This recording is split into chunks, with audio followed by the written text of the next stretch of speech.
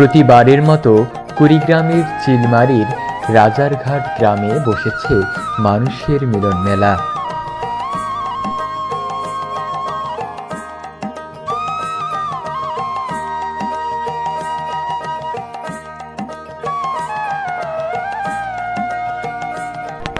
মূলত চিলমারী মেলাকে কেন্দ্র করে এই মেলা অনুষ্ঠিত হয়ে থাকে।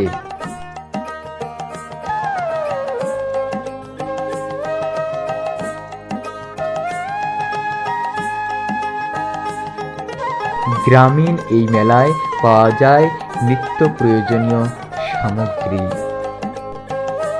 মানুষের কোলাহলে মেলা হয়ে উঠেছে জমজমাট।